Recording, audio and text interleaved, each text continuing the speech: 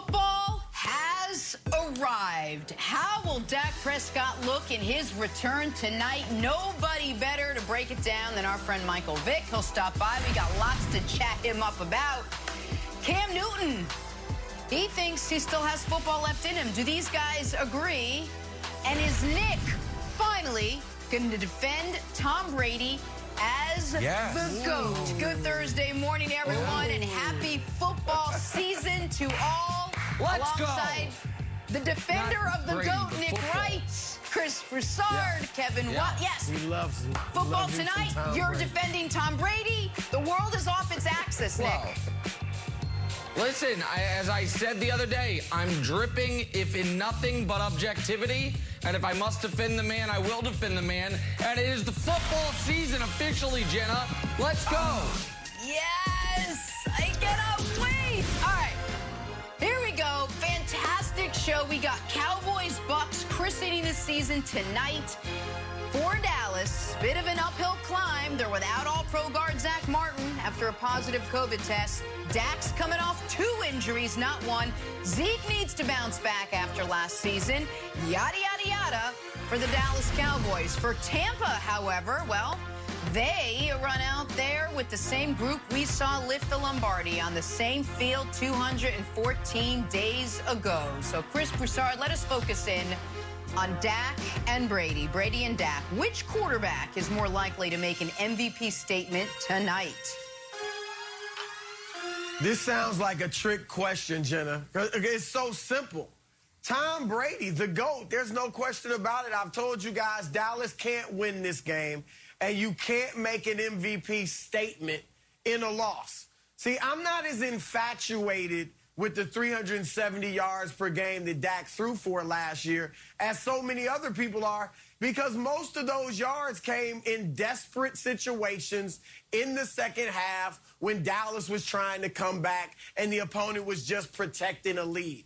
That's it. So if Dak throws for 350 yards tonight and they lose handily, that's not a statement to me. That doesn't help him in his MVP chances. That's not to mention that this is the first game, first snap that Dak will take since he broke his ankle, and it's against one of the best defenses in the league. Not to mention as well that he is only 13-20 against teams with winning records in his career. So Dak has feasted on bad teams in his career. So there's nothing telling us he's going to come out and have a great game. On the other hand, Brady's going to have a field day.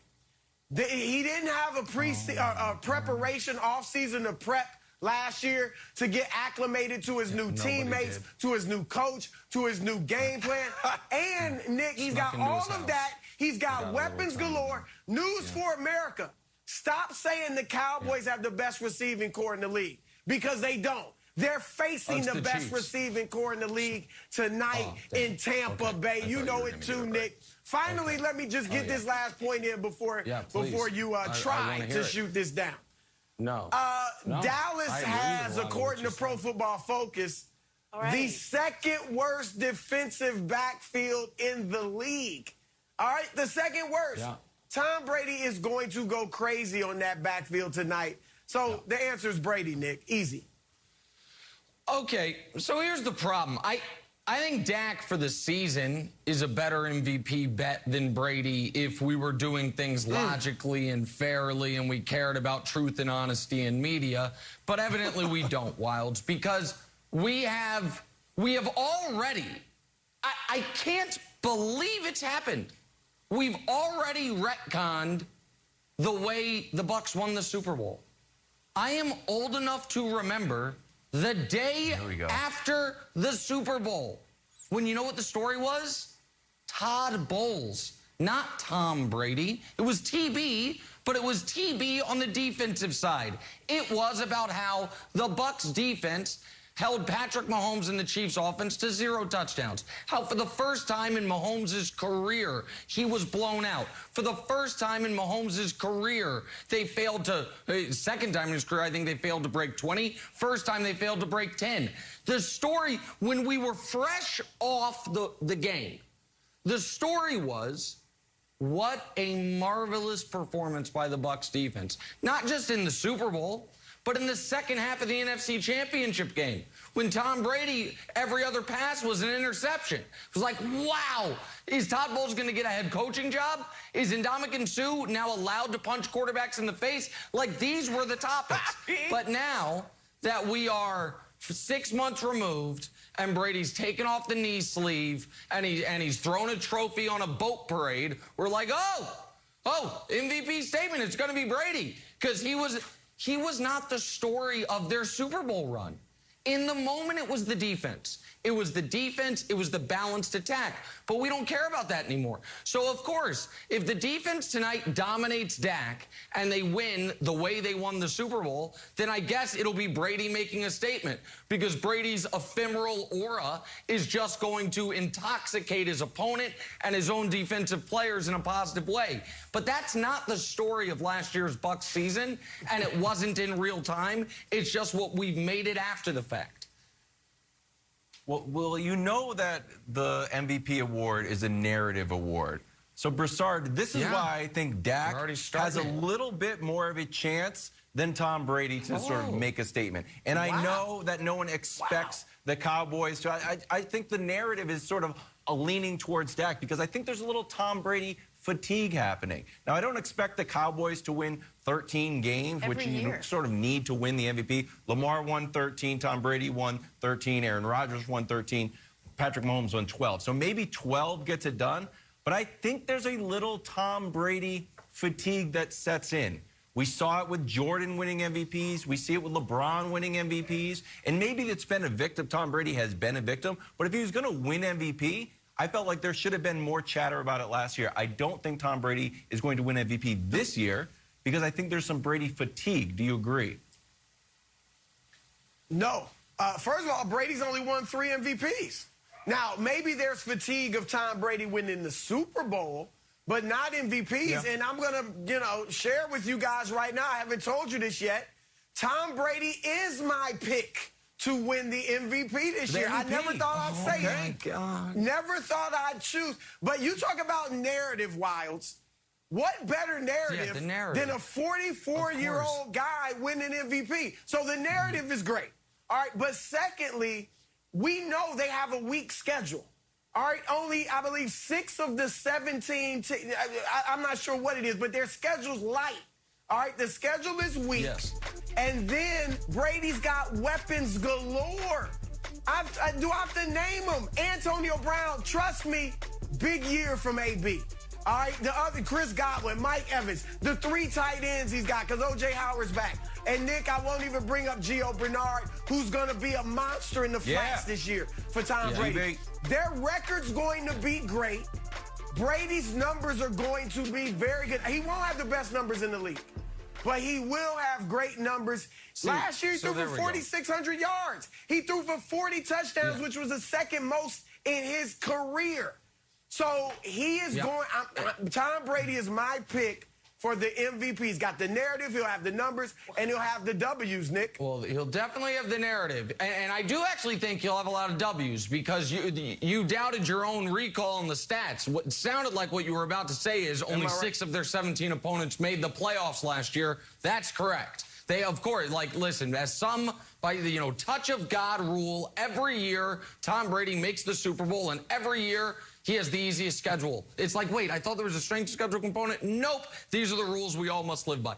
So it's fine. It happened all the time in New England, happened now. It happens again with the Bucs. It's fine. But Wild, of course the narrative is going to be on Brady's side, because Broussard's already starting it. Broussard's like, well, he's only won 3. That, by the way, is the most in NFL history. There's no player with more than 3, so 3's pretty good. It's a good amount of MVPs. But second of all, you know why? Or, I'm sorry, the second most in NFL history behind Peyton Manning. My apologies. Favre has 3, Brady has 3. Manning's got the most, but nobody has more than, other than Manning, more than Brady. 5. But you know why last year, Wilds, there wasn't MVP buzz for Tom Brady? Because his team was a wild card team, and he was 9th in quarterback rating. Yeah. He was 11th in yards per attempt. He was 6th most in interceptions. There wasn't MVP buzz for Tom Brady because there was no argument he should be league MVP. Nobody thought it. It's not like he got snubbed. It's not a situation of, oh, it's Karl Malone over Jordan because we're sick of giving it to Jordan. It's because during the regular season, he wasn't great. And during the playoff run, he wasn't great either. He was good, and he was very good in the Super Bowl after the defense carried them throughout the postseason. But that's fine. We can start. I'm good with it. This is how it's going to go. I'm sure the MVP conversation will be Josh Allen, Tom Brady. Maybe we'll throw Derrick Henry in there. And we don't even need to worry about the clear-cut, no doubt about it, best player in the league who should have won last year. It's fine. It's good. I like it. Let's start it off tonight with a bang. Excited for it. Okay. The other MVP, Broussard, the real MVP, if he's able to pull it off, since you've got Tom Brady, is going to be Dan Quinn. If Dan Quinn can shut down Tom Brady, the NFL has been always good at changing the rules. You know, we move the field goal, we move extra point back. We introduce some more safety measures. If Dan Quinn is able to shut down Tom Brady, there should be, we'd be like, you know what? Defensive coordinator is now eligible for MVP. So I'm going to put Dan Quinn as my pick. Yeah. Based on tonight, he's the most likely MVP candidate. Would need a rule change. Well, Wilds, we know that Brady salivates when he sees Dan Quinn across the field from him, so I don't know that that's going to happen. Let me go back to something, Nick. I can't let this slide, because Nick just had some revisionist history going on in his first take.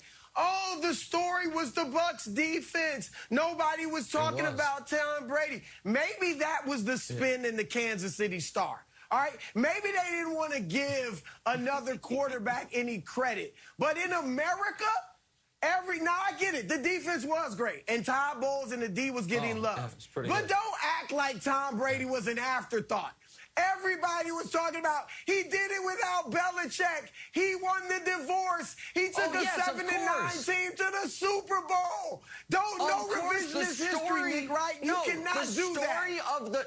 I agree with that. The story of the season was Brady, Belichick, and Brady won the divorce. The story of how the Bucs specifically won the Super Bowl was a Chiefs team that scored at will in the first matchup against them. The Bucs totally remade their defensive approach and annihilated Kansas City on the defensive end throughout that game. That was, in the moments after the Super Bowl, the story. We now don't care anymore, and Todd Bowles like, hey, I'm still just hanging out here, you know, doing my thing, creating all pros on the linebacking core. It's fine, but give Brady all the credit. It's fine. No, Brady, listen, he needs another break, Jenna. Give him more of the credit tonight, too. Let's do it. You know what I love? I love when we're all on the same page about one topic. So either it's the narrative or everyone's down on Tom Brady.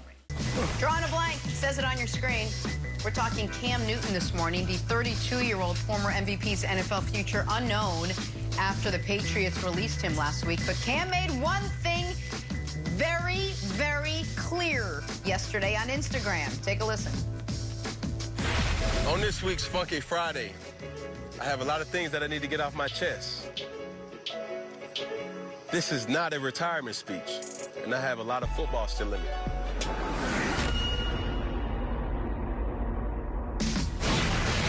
Great logo.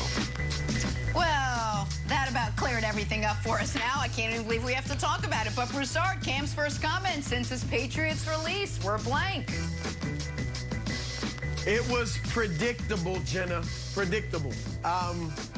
Look, over the last couple of years, while the NFL has told Cam that it is all but done with him, he has continued to make these bold and brash statements about how great he still is.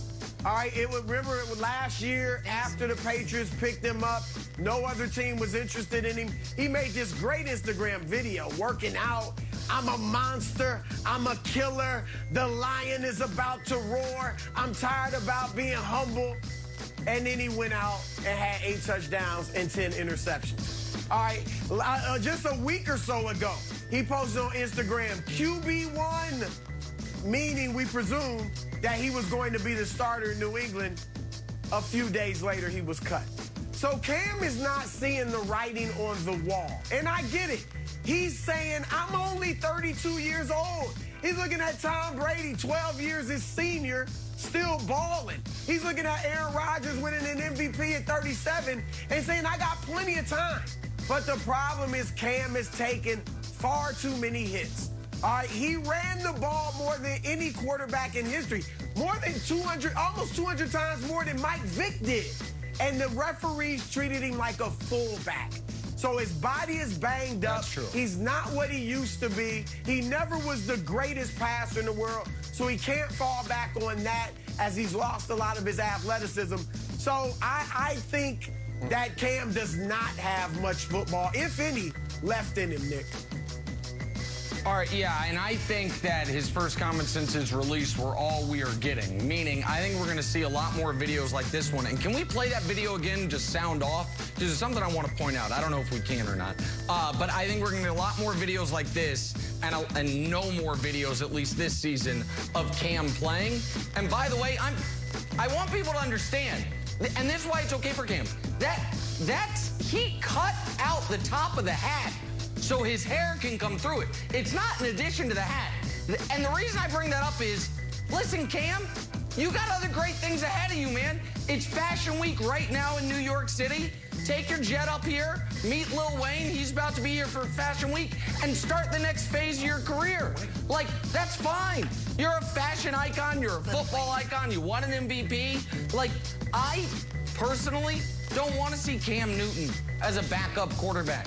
I don't think he wants to see himself as a backup quarterback. I think the league knows it. Set the vaccination stuff aside. Maybe next year that'll be less of an issue.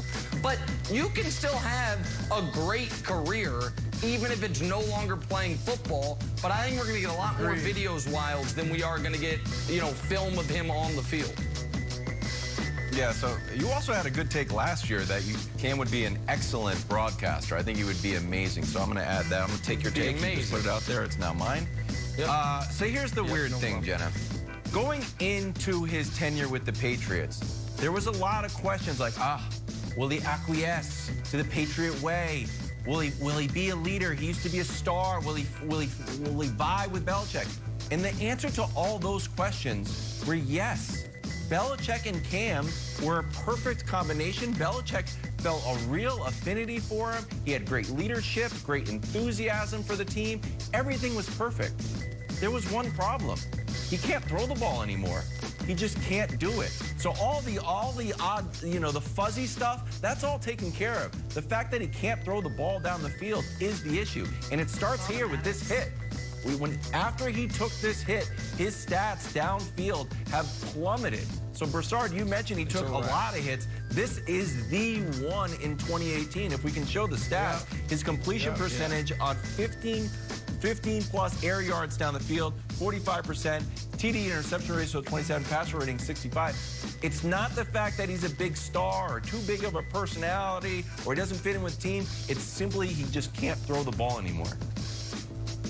I think that's right. Well, that's right. Say what you will. I'm still going to tune in on Funky Friday to see what else Cam has to say, because I suspect and see what he's wearing.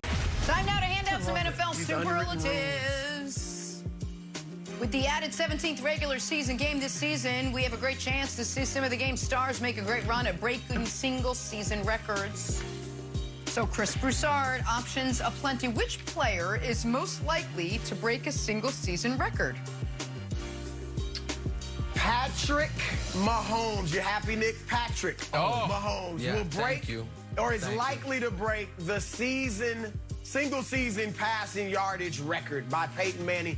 Here's the deal. Mahomes needs to average, or somebody needs to average, 322.2 yards per game to break Manning's record of 5,477, I believe it is.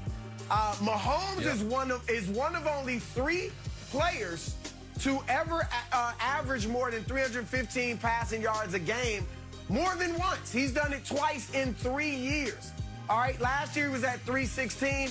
And what I think, Nick, is that the Chiefs, with that middle-of-the-road defense and a tough schedule, they're going to be in a lot of shootouts. So Mahomes is going to need to throw for big yards. And so I think that's going to benefit Tyreek Hill, Travis Kelce, obviously. And I think Mahomes is going to have a huge season. And I'd say he's most likely to break Manning's record. All right, before I respond to that, I don't know if we can put it full screen again, but it's still in the corner of your screen. At some point, we're going to have to talk about the elephant in the room, which is Tom Brady's headshot. and what's actually happening to Tom Brady's face as he ages in reverse. But today's not the day for that. Now, to answer the question, it's going to be very difficult for Patrick Mahomes to break that record when he rests week 18, maybe week 17, and possibly week 16. Last year, Patrick Mahomes would have won the passing title, but he rested week 17. Travis Kelce was in line to win the receiving title, first tight end ever to do it, but he rested week 17. So I don't think Mahomes is going to do it, and I don't think they're going to be I think they'll be in shootouts early and then running the ball to salt away victories late en route to 17-0. So I'm going to go with a team that I think is going to be very good, be playing from ahead a lot, which is going to force other people into passing situations. Myles Garrett breaks the 22.5 sack record held by our dear colleague, Michael Strahan. I think it happens this year. He's been almost a sack a game over the last 3 years. He hasn't been able to play all 16 or this year 17 games. One time due to injury, one time due because he conked Mason on the head with the helmet. And so we haven't seen the full year from him. This is the best Browns team. He's going to have Clowney as a bookend or Clowney next to him at times possibly. So it's going to be harder to target just him. And the Browns are going to be ahead a ton. And I don't think they're going to play a month of football in rain and windstorms where nobody passes the ball like they did last year. So I think if one of these records going to be broken, Wilds, I think it's Myles Garrett breaking Michael Strahan's sacks record. So I feel like you have like a lot of good takes in like stuff that's like thought out and interesting most of the time. Your worst take, and yes, Jenna, this is worse than the neck size take, is that the Cleveland weather is going to change this year. You've said it a few times over the last few months. You're like, you know what? It's not going to be rainy and windy. Like, yes, it is, and there'll probably be bugs. There'll probably be a bug game, just like there was with the Indians. There's going to be a bug game. There's going to be a windstorm game. I just don't think it'll be quite as bad as last year. I just don't think last year it was particularly awful. Why? We're going the wrong way. I don't know. My farmer's almanac tells me that this year it'll be a little better. Okay, Cleveland still rocks. Don't get me wrong.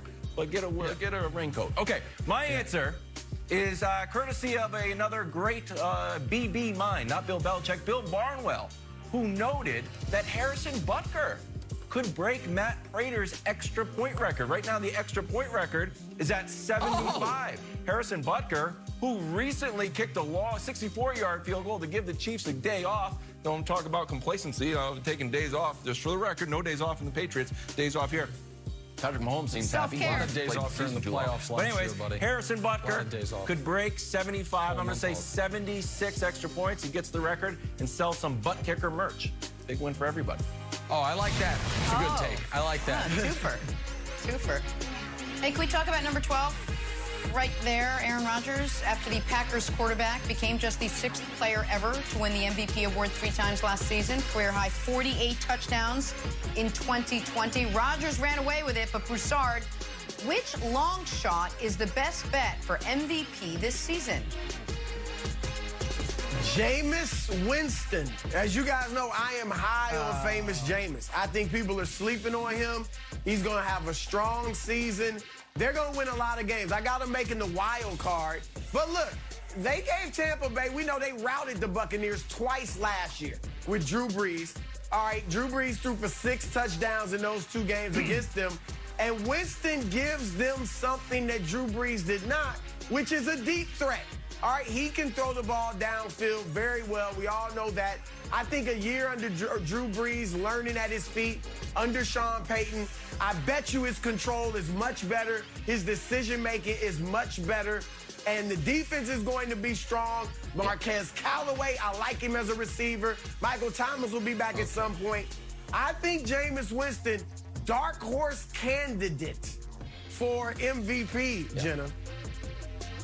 Jameis is more likely to get benched than win MVP. If Jameis wins MVP, I'll shave my head again. I will go, and I'm not just like it used to be with the fade. No, we don't want to see that. I will go cue ball bald if Jameis wins MVP. There's long shot, and then there's impossibilities. Can we do something guess else? what? It's not going to happen. I could have said I'm going to get a teardrop tattoo. It wouldn't matter. It's not going to happen. Now, I'm going to give you one, Jenna, you're going to like. Long shot MVP, a guy who we know is going to be talked about, whose team, at least Broussard and I both think is going to be really good, Baker Mayfield. Oh, Baker. Is this the year? Everyone's like, oh, Josh Allen's the best quarterback in draft class. Oh, don't forget about Lamar. Oh, Sam Darnold with Carolina got out Adam Gase.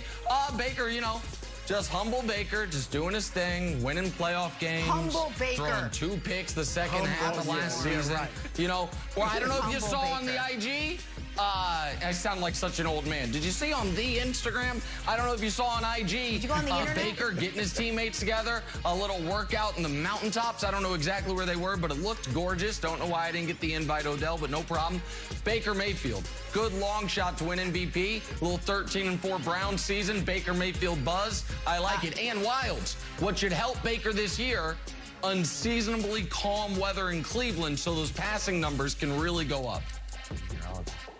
Okay, long shot for MVP. Jenna, Cleveland he's the favorite for a Clio Award for all the commercials he's going to do. So I know you love that. I know you love Baker's new commercials. He's doing the literally, concessions. they just came out with another one. I saw this morning. It's on his Instagram. Yeah, it's really good.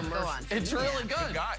Best actor. It's average. All right, the flea sale, the flea market. Anyway, go my answer is a guy who everyone's like, hold on. Once you start to dig into this guy's numbers, you're like, whoa. His numbers match up against Aaron Rodgers if you kind of, you know, make the season go a little bit longer, like last 20 games. His name is Ryan Tannehill.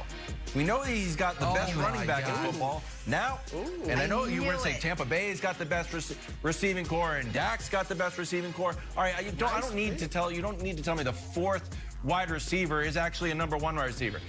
Tennessee actually has 2 number 1s with Julio Jones. So he could throw the ball a lot. Also because Mike Vrabel, and God bless him, great Patriots defensive player, his defense still might be bad. I think they'll be better, but if they are bad, Tannehill's going to be slinging that thing. His numbers are going to be crazy, and Tennessee's going to win a lot of games.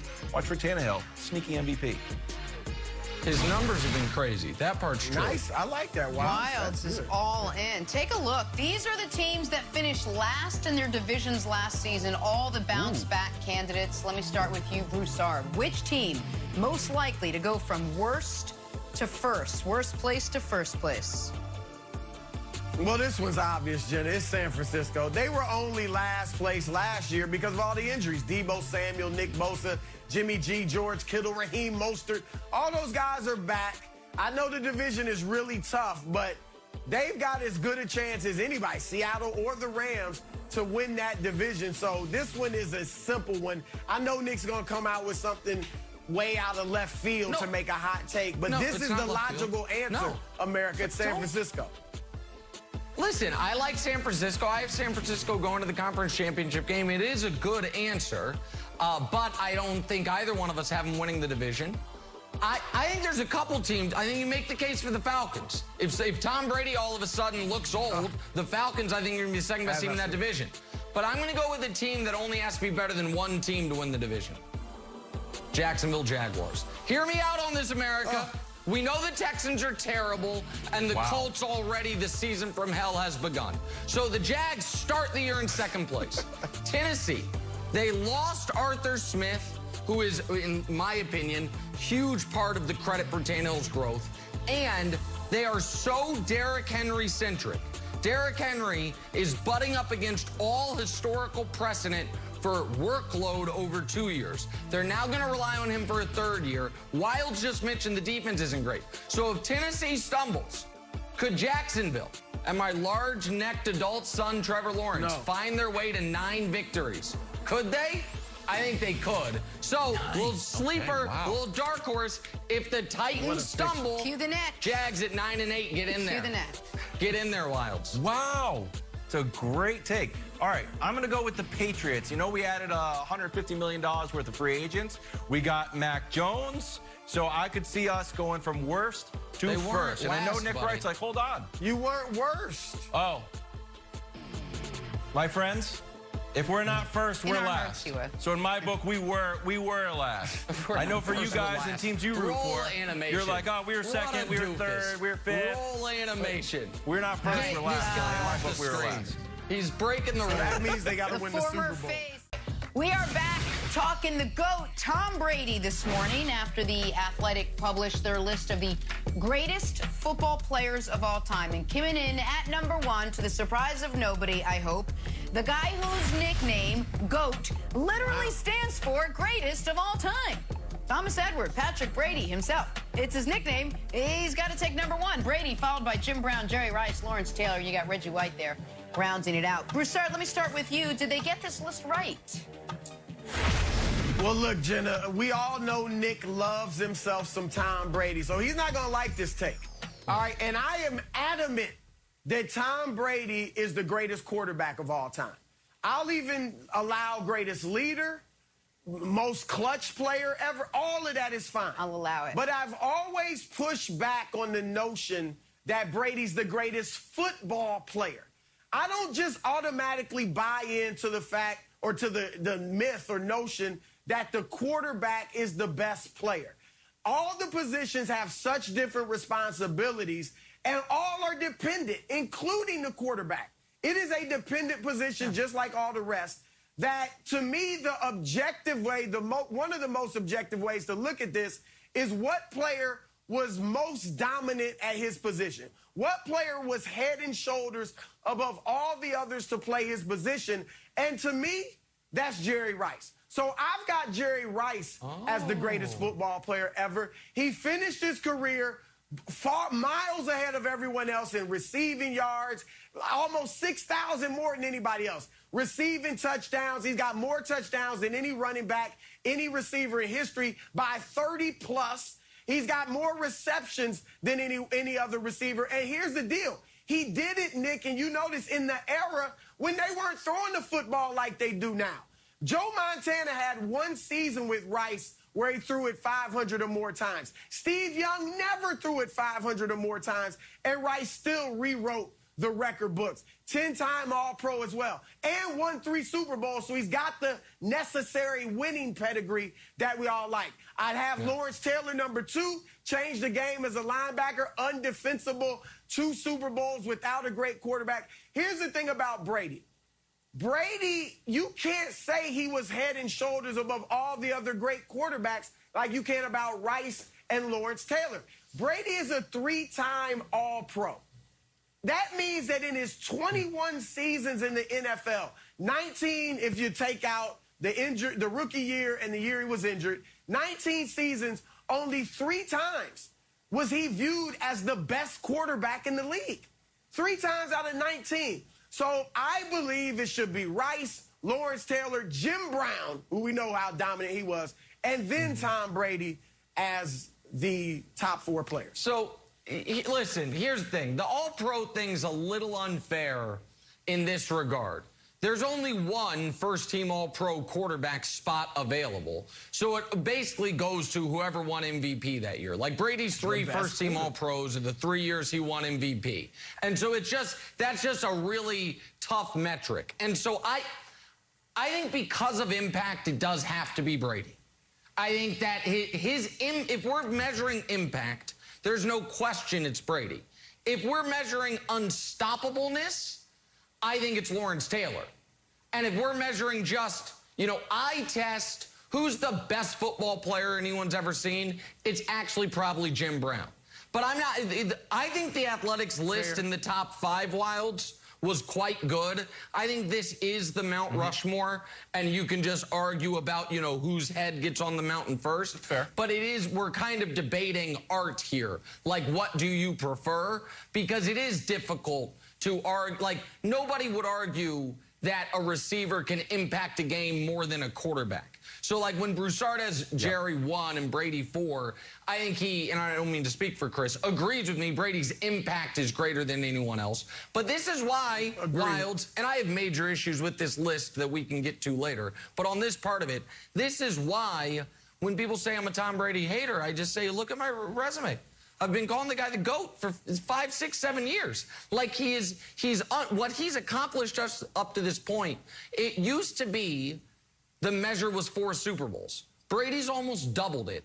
And so when, like, Montana almost is like a casualty of Brady's greatness, because it was like Montana won 4, Bradshaw won 4, obviously. Now no one even talks about Joe Montana because 4 Super Bowls doesn't seem as impressive as it did Wilds my entire life. So here's the question, because you've been, you know, I'm not going to say you made your career, but one of your sort of hallmarks of your take career is that counting the rings is a simplistic way to judge greatness. Correct. How so? Do you think that applies to Tom Brady as well? Could you see Tom Brady losing this spot to, let's say, Patrick Mahomes or somebody, you know, 40 years from now, if they only have 4 rings or 5 rings or 6 rings? Yes. Because I don't. But I don't think you could lose it to someone your with 2. LeBron argument, but I think you need to get 8 rings, and I don't think anyone will ever get it. So I don't think that at all. But I think, like, Peyton, like, so Brady's also going to have all the records. He's going to end up with the most touchdowns, most yards. He almost has all of them. Breeze has him nipped in a couple. Brady will pass him this year. But Peyton, like, here's the thing. Peyton Manning, eye test-wise, beats Brady in almost every metric. But Brady kept beating him in the playoffs. And Peyton only has 2 rings. If Peyton had 5 rings and Brady had 7, I'd probably say Peyton's better. But you mentioned Mahomes. Broussard, can I turn the car in a different direction for a moment? Because The Athletic, I feel like, and good for The Athletic, I subscribe. I don't use anyone else's login. I pay for it. It's great service. You guys do a great job. But I feel like they had their senior writers work on the top 10, and then they just had brought some interns in for numbers 11 through 100. Because I'm looking at this list, and I'm like, oh, who's on it? Aaron Donald. Aaron Donald, 24th. 24th. Still playing. That's good for Aaron Donald. J.J. Watt's 35th. Rob Gronkowski's 56th. All active players. And then I'm like, all right, what about, like, short careers? Gale Sayers. Gale Sayers, who had 2 outstanding years and 4 really good years total. He comes in at 53. Patrick Mahomes not on the list. How in the world is Patrick Mahomes not on the list? Someone make it make sense. How you got Fran Tarkenton? Fran Tarkenton comes in at 95. How is Patrick Mahomes not one of the 100 greatest players ever? Someone explain to me, please. I'll make it make sense. I'll make it make sense to you, Nick. He's only played 3 years. Or 4, but, you know, really 3 years. It's as simple as that. I remember when the NBA named its top 50 players of all time, 1997. Shaquille O'Neal was on that team, and a lot of people were like, yeah, he'll be on it, but that's pretty premature. All right, and that's the feeling. That's why Mahomes wasn't on there. Nick, if you notice the top 10, Brady's the only active player. There were only 4 active players in the top 50. So there clearly was a bias against active players. And with Mahomes being so young, I think that that's why he wasn't on the list. Let me hit something you said earlier, Nick, because it's big to me, the eye test. And eye test is obviously subjective. But when I think of football player, and this is why I've never viewed Brady as the best football player. When I think of football player, I feel like you've got to have the necessary amount of athleticism, speed, power, agility to be like a complete football player. And I know every position does different things, so nobody does it all. But hear me out on this. If you did a tryout and you didn't know how good any of the players were, and they had to do all the things that football players do, block, tackle, run, catch, all of that, there is no way you would come away thinking Tom Brady was the best football player. And I get it. Well, that's not required of him, okay? But I feel like I need to be able to see that you have the athleticism to at least theoretically be able to do some of these things. So to me, I can't view him as the greatest football player, overall player. No.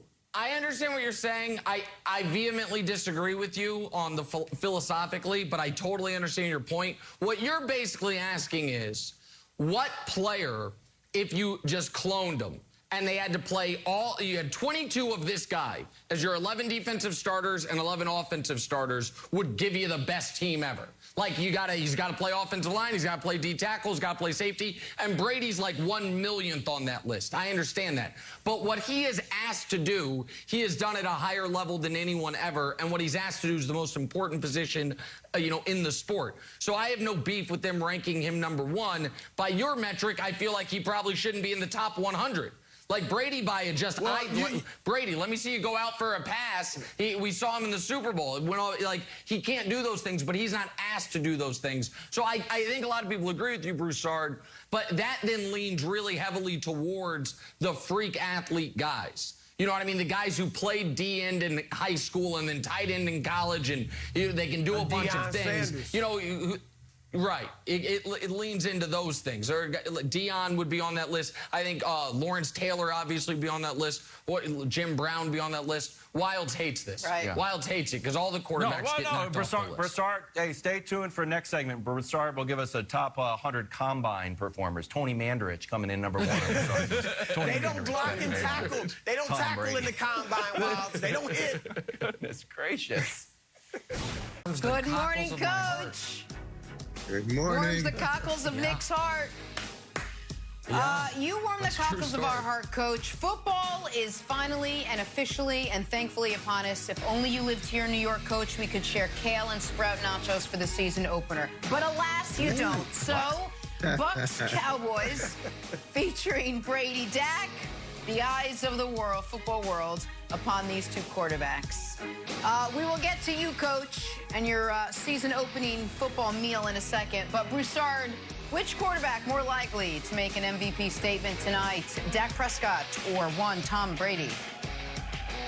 This is easy, Jenna. It's Tom Brady because Tom Brady's going to win. All right, Dak Prescott's not going to make a statement in a loss. And I get everybody was going gaga over Dak's 370 yards a game last year. I wasn't that impressed. It was nice, but I understood that most of those yards came in desperation situations when they were down big in the second half. And so the defense is softened up a little bit, and Dak has to throw the ball for big yardage. So if he throws for 350 yards tonight and they lose handily, it's not going to help him in the MVP race as far as I'm concerned. Not to mention that Dak will be playing his first game since he broke the ankle, taking his first snap against one of the best defenses in the league. He's 13-20 overall against teams with winning records, and it's bad lately. He's 6-17 against teams with winning records in his last 23 games and 2-10 in his last 12. So Dak's been beating up on a lot of bad teams recently. This obviously is not a bad team. Coach, I think Tom Brady, he's my pick for MVP this year. I never thought I'd say that about a 44-year-old, but their schedule is light. They've obviously got weapons all over the place, including in the backfield now.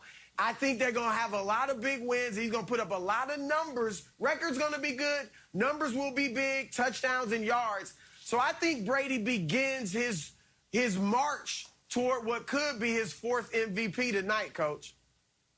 Wow. Yeah, first of all, Chris, I didn't think anybody could put a word with nachos that would make me be upset, but kale nachos, Jenna, I honestly didn't think it was possible. Kale there's no nachos. There aren't nachos that I don't like, but I don't think I would like those. So outside of that, the way I make them. Unbelievable. Why ruin a nacho?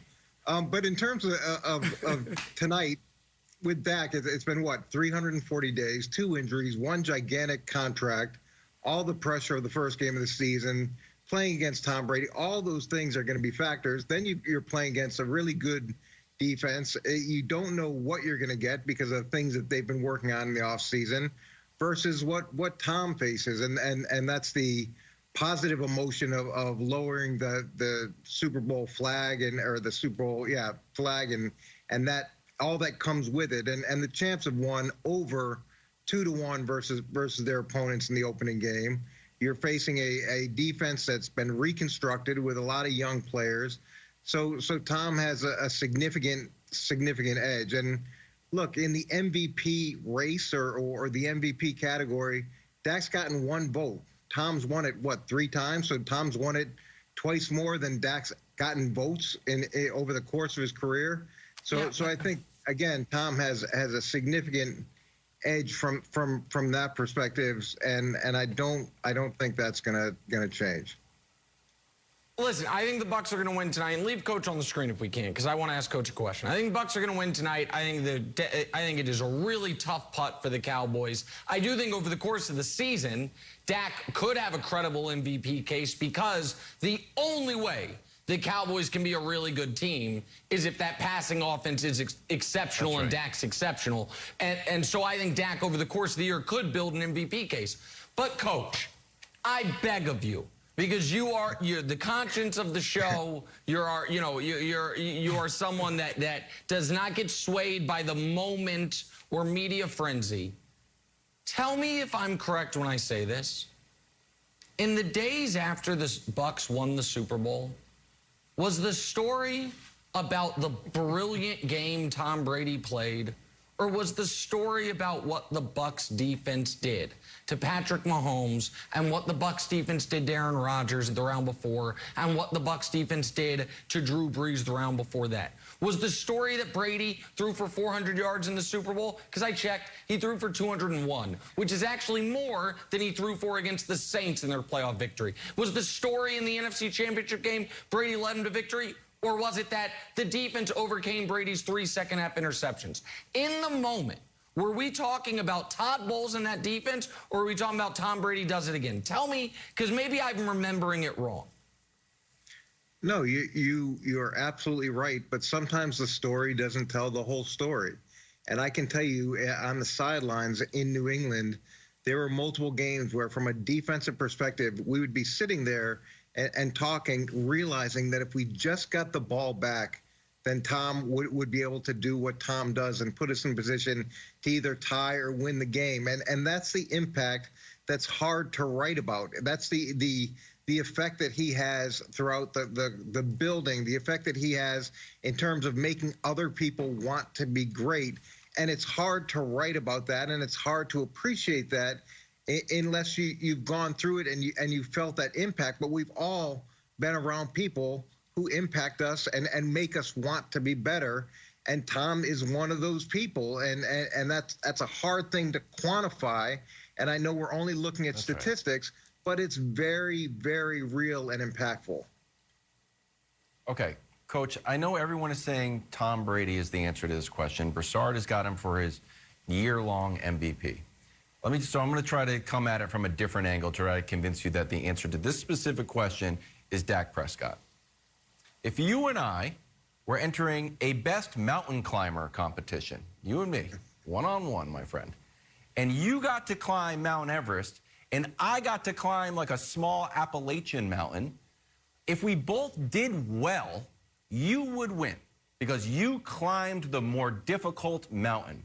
So if Dak Prescott is able to go out and beat Todd Bowles and do something that Patrick Mahomes couldn't do, then that is the Mount Everest. The Tampa Bay defense is the Mount Everest. So if Dak can get over the hump there, he has a stronger MVP case to be made tonight to start off on the right foot. If Tom Brady lights up Dan Quinn for the 3rd time in a major game and kind of rolls over a Cowboys defense that underperformed all last year, I don't think it makes that strong a case to lend towards MVP. It's just like, I kind of expected that. But if Dak is able to climb the Mount Everest of defenses, I think he makes a stronger MVP case tonight.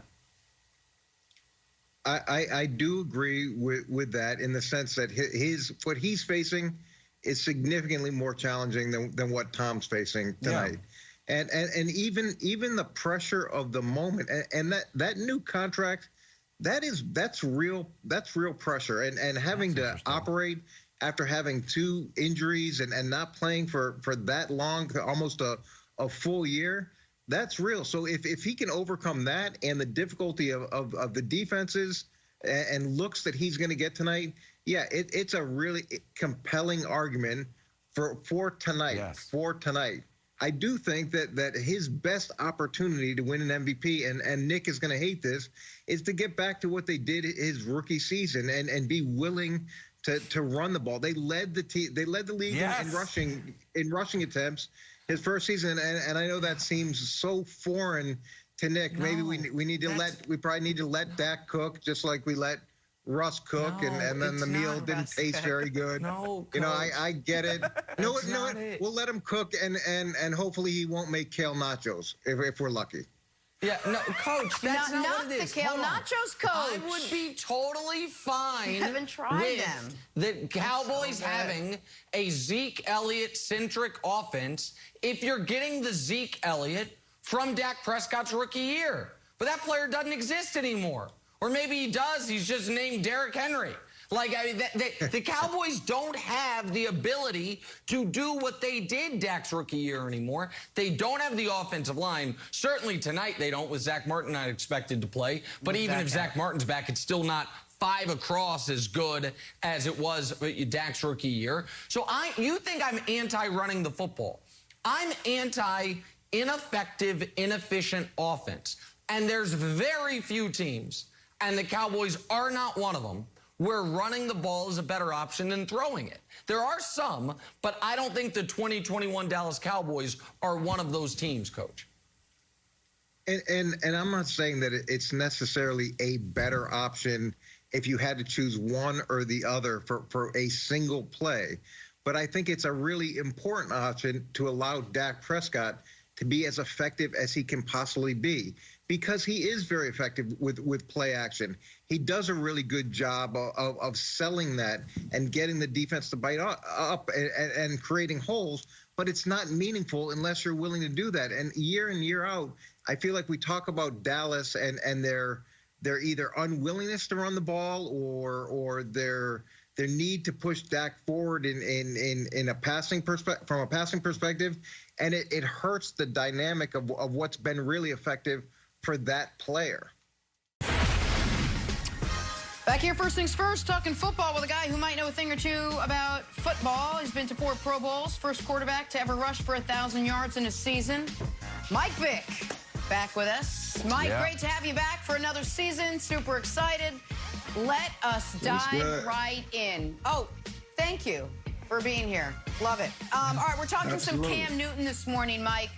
After Cam spoke for the first time yesterday after the Patriots released him a couple weeks ago. What is Cam's plan? Well, he took to Instagram to answer the question everyone has been asking.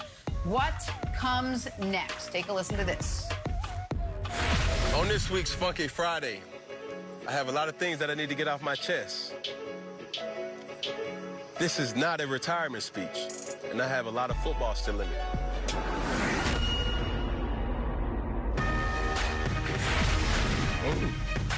Well, he pretty much explained all of it. He did not. Mike, do you agree with Cam Newton that he does indeed have a lot of football left in him?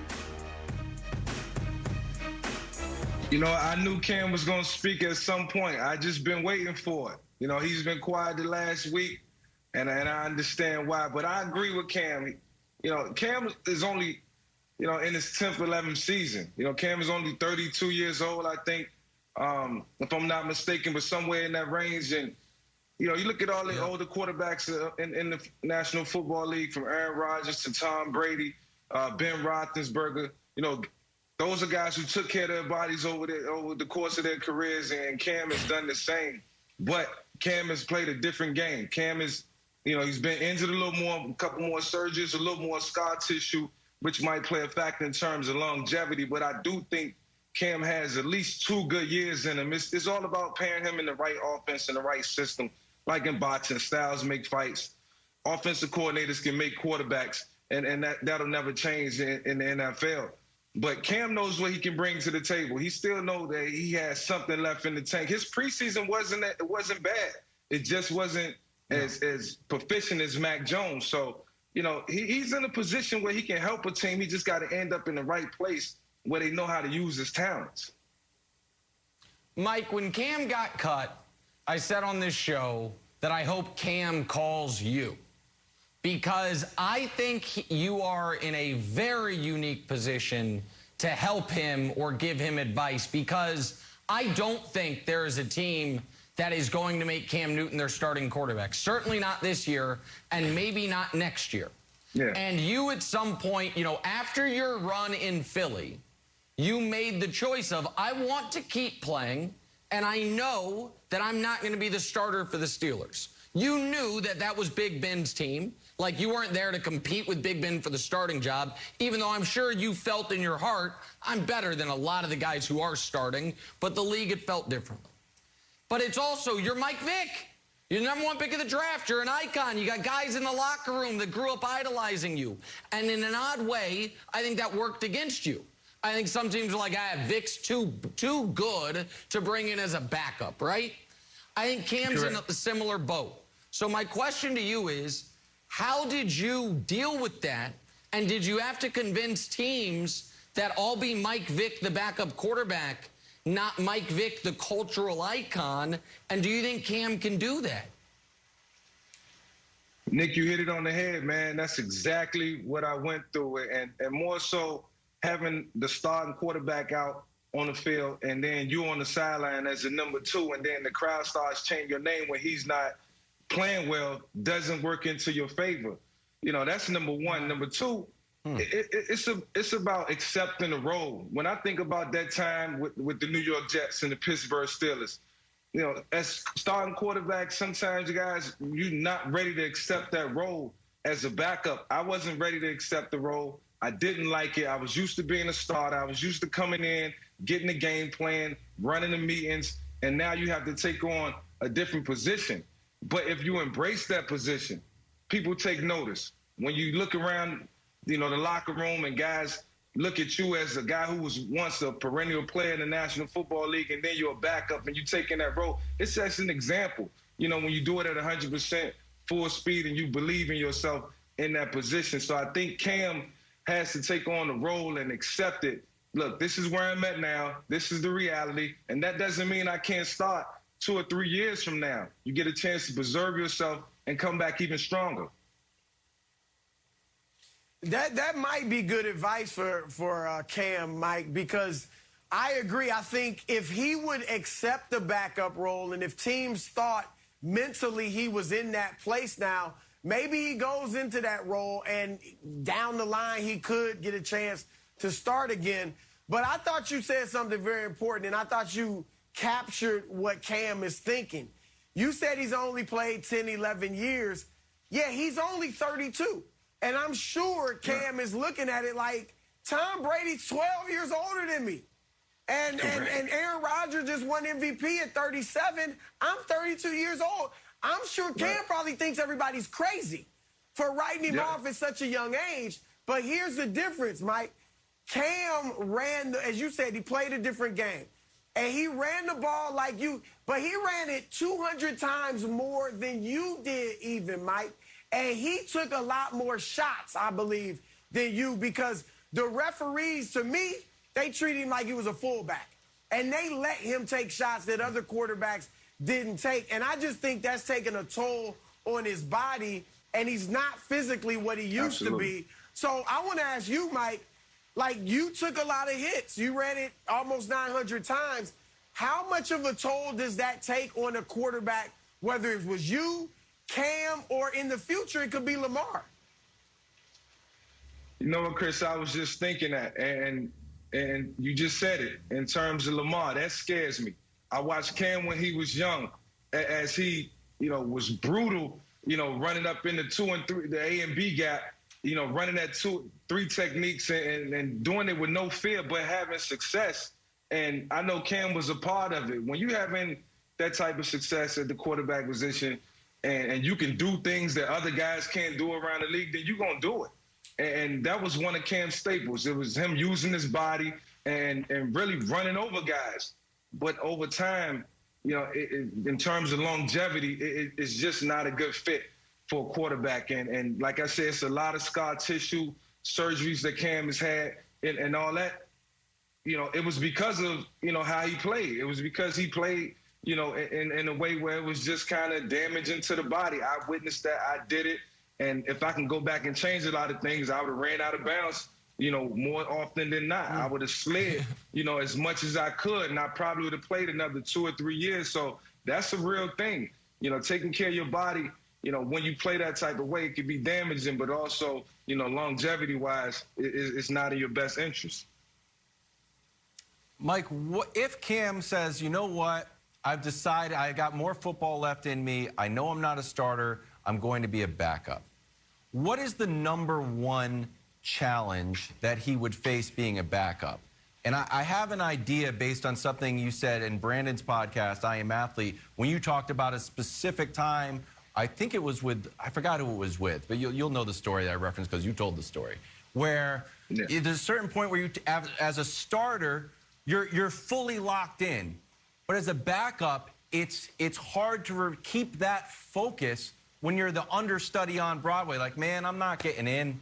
I'm not saying. And then I think it was like you got a late call to go in the game and you were unprepared. Is that the biggest challenge that Cam would face? And could you tell that story that I just butchered? Yeah, you definitely butchered the story, Wiles, because, I was prepared. I was prepared.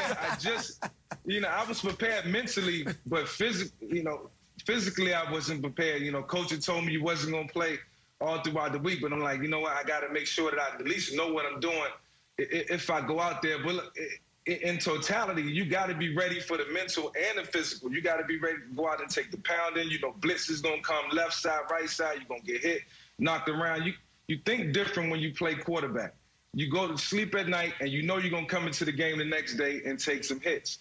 Preparation is the most important thing, whether you're #1, #2, or #3. And what I failed to do was prepare mentally and physically for that week. And, I bought into some things that the coaches said, but that's not on them. That onus is on me. So when you're the #2 guy, you got to prepare like you're the #1. You have to prepare like you're the starter. If not, you're going to go out there and you're going to be a deer in the headlights, hands down. And the other aspect here, and Mike didn't say it because Mike is gracious and it's not his style, but the other aspect of this when we talk about Mike's career trajectory compared to Cam's, very different players, both #1 picks, both icons, but different players. And while Mike was an amazing runner, Cam's strength was like more designed runs. Mike had some designed runs, but it was a lot of scrambles. Cam's was designed power runs, beating the hell out of you. Mike didn't have to do that as much because Mike, to this day, I believe, if he warms up long enough, could go flick it 75 yards in the air without a problem. Yeah. Cam can't do that anymore.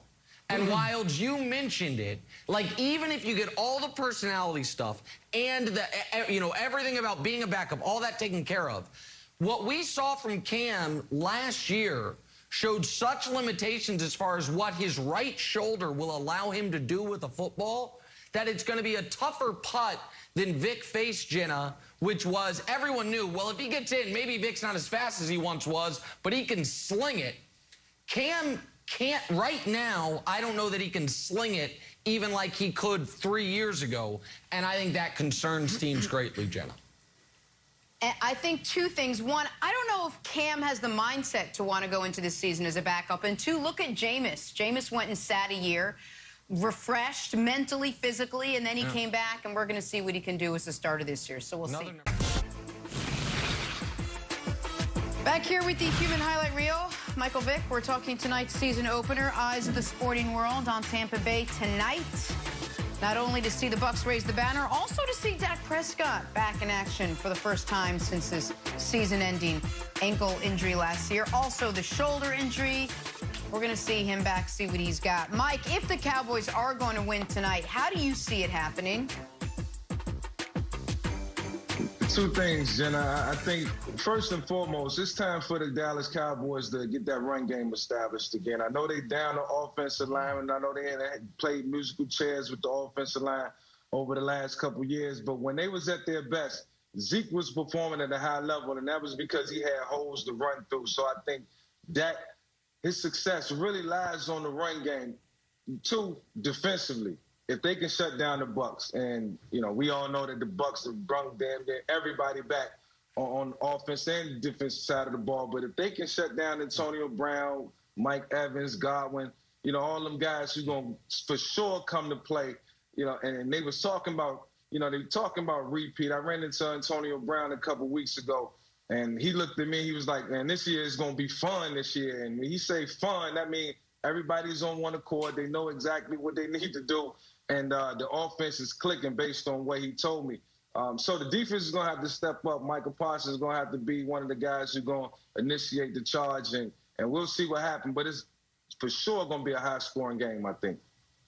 Yeah, listen, I think that the second thing you mentioned, it'd be nice if it happened for the Cowboys, but it has almost no chance of happening.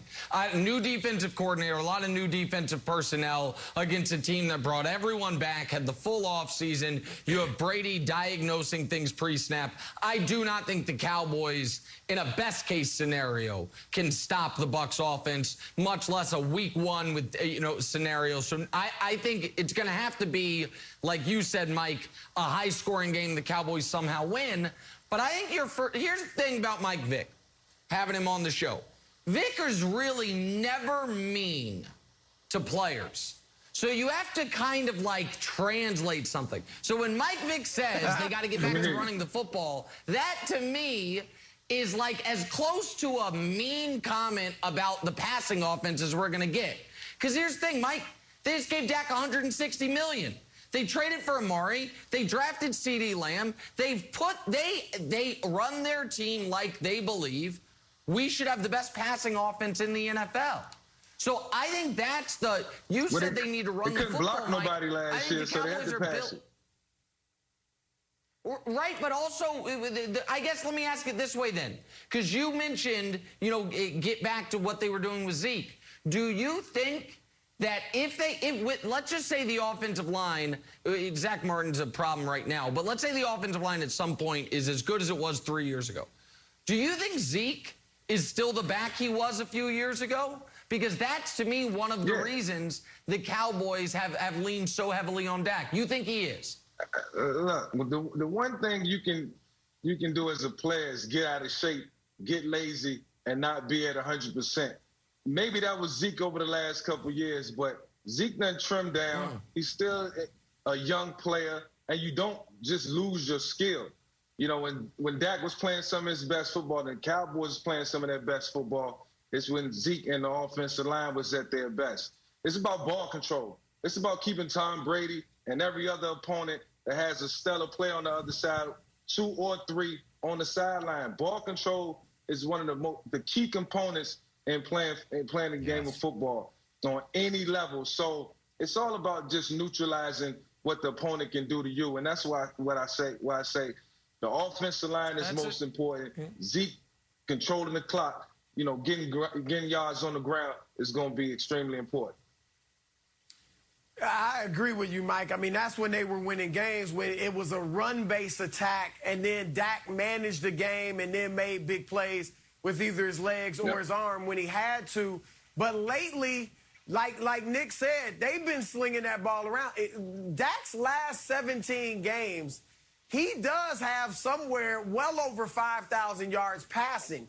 And he was even asked in the preseason, will he throw for 6,000 yards, or does he want to throw for 6,000 yards this year? And, Mike, I thought his 370 yards a game last year was fugazi. All right, because a lot of those yards came when they were down in the second half. I want to ask you, how much, if you're down 14, 17 points, something like that, even more, 20 points, how much does the defense soften up? And when they know you're throwing the ball, how much does it soften up and enable you to get more yards throwing the ball? So it may look like you really threw it well and had a big game, but in reality, you didn't because of the circumstances. Yeah, back in my day, and even now, as I watch games, as soon as a team get a 14-point lead, they start jumping into cover 2. They start playing it safe. It almost starts to look like a prevent defense. And then, so what they telling you is you can get all the short passes. You can throw swing routes, quick stop routes. You can hit all those passes because they're not going to move the chains. keep that clock running, and we'll be good. We'll make it to the finish line. So almost every time, 100%, when a team get a lead by 14 points or more, they jumping into a cover 2, they jumping into a safe defense and trying to get you out of it, trying to make you kill clock on your own. And then they get into the red zone, and that's when they try to tighten up and slow you down because the windows start to close up. So that's a good strategy, but that strategy allows the opposing team, allows the offense to gain a lot of yards in the passing game because you're not going to be running the football. Yeah. All right, Mike, there are 2 narratives out there about this game that are going unchallenged by everyone except your old buddy Kevin Wildes.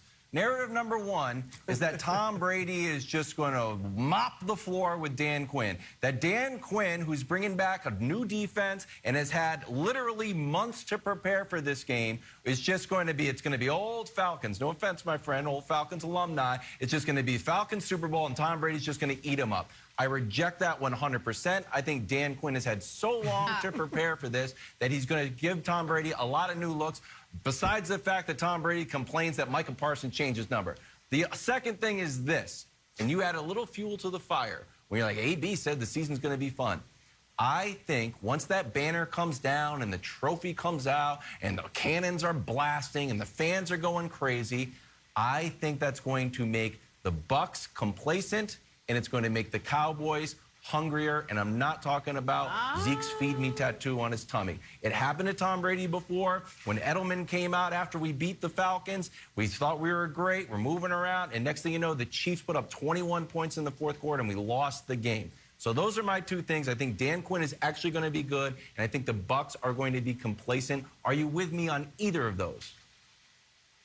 Certainly disagree with you on them being complacent. When that banner dropped, yeah, when that banner drop and it's over, hey, it's on to get ring number 2 or 3 for the franchise. I mean, Tom Brady, look, I don't trust Tom Brady when it comes to football, man. Against anybody can get it, man. And the one thing he's going to do is no such thing as a new look. There's no such thing as a defense that Tom Brady hasn't seen. If you show him something different and he go to the sideline and he check that iPad and he see what's going on, trust me, he's going to have a counter. So I expect this Bucs team to pick up where they left off last year. You know, I'm not trying to jump on the bandwagon, but this is a really good football team, and I think they got enough leaders and veterans on the team to keep everything together and not get caught up in, you know, the bliss of what's going to happen tonight. They deserve it, but it's 2021. It's not 2020. Yeah, that's right. That's exactly right. And after we are hours away from not having to watch that interminable boat parade, we're going on to this season. We've made it through. I'm so happy. However, listen, everyone's picking the Bucs except for Wildes. Wildes, to his credit, has given a specific score prediction for this football game for weeks now, even though he hates to do that. He has the Cowboys. But Wildes mentioned one thing kind of in his question to you, Mike, that I do want to get your opinion on. Because Tom Brady, this offseason, has done something he doesn't typically do. Whine. He's made up twice. He's made the point that he really hates the defensive players being able to wear different numbers. That he thinks it's really going to screw up the offense's ability to point out the mic and a lot of things he doesn't like. I think well, it doesn't matter what I think. I want your take on it. You played the position. How much would that screw you up? It's very collegiate, and I think as soon as you said that he was complaining about the numbers, I instantly thought about the mic. The mic, when you call the mic out on the defense, it sets the protection. It sets where everybody's going. How you going to pick up a blitz? How you going to block a run scheme? And so what if they change? They go from Micah Parsons, who wears number 11, to another linebacker who wears 56. If he just happens to come in the game, it's going to make it hard to identify the mic. Or if another guy comes in with another low number. It's very collegiate. But, hey, look, man, I mean, I ain't going to be honest. I'll be honest, it's kind of swaggy, too. So, you know, Tom got to get used to this one, baby. Hey, it's just one more adjustment that he got. Just one more adjustment that Tom got to make. And look, no need to complain about this. No need to complain about that, Tom. He will make it. Our QB1, Mike Vick. Oh, Mike, that was great. Looking forward to an entire season with you on board. We appreciate the time today.